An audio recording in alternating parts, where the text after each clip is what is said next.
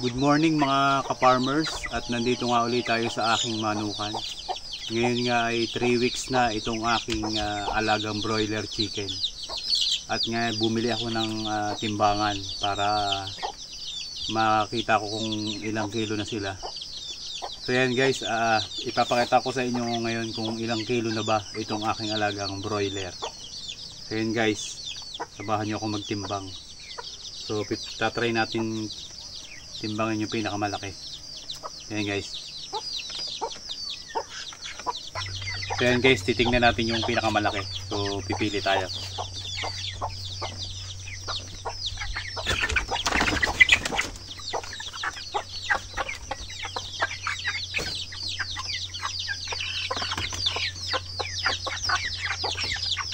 So ito guys, malaki. Ayan. So tingnan natin kung ilang kilo ba.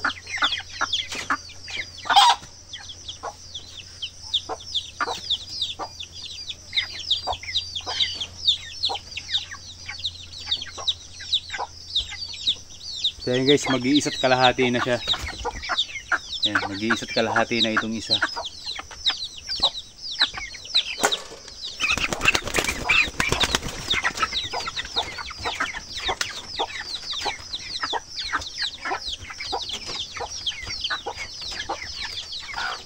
So pipili pa tayo ng isa pa.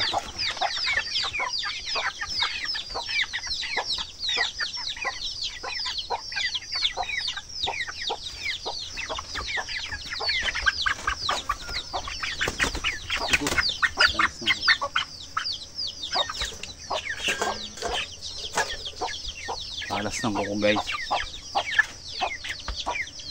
So yan, halos magkapareho lang yung timbang.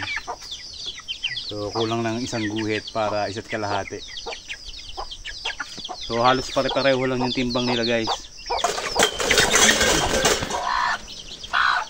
Kumalim pa.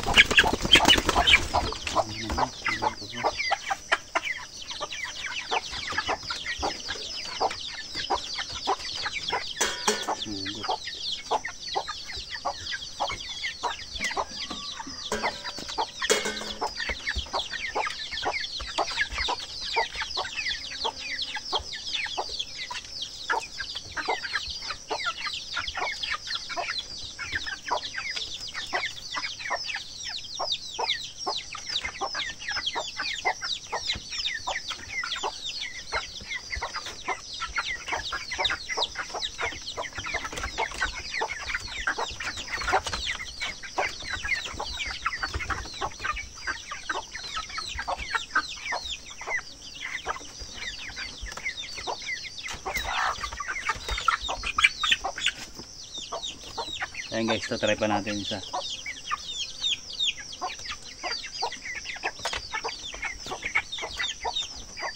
So itong isa guys, medyo mabigat-bigat to dun sa dalawa. So ayan, isa't kalahati. So gagawin ko dito guys, papaabutin ko ng 1.8 para yung timbang niya kapag katay na ay nasa 1.4. Ayan guys, oh. Isa't kalahati.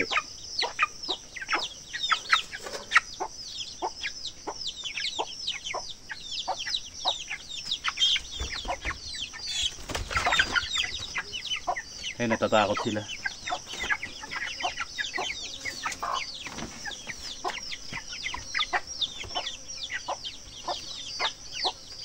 So yan guys, maganda nga yung timbang ng ating alagang manok. So mag 4 weeks pa lang sila sa linggo.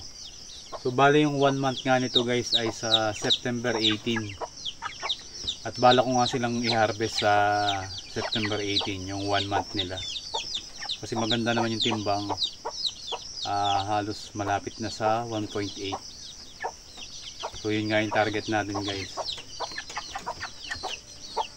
So maganda yung timbang nila lahat. Pwede na silang harvestin sa 18. So yung petsa ngayon ay September 12. At nasa isang linggo na nga lang. At malapit ko na siyang harvestin.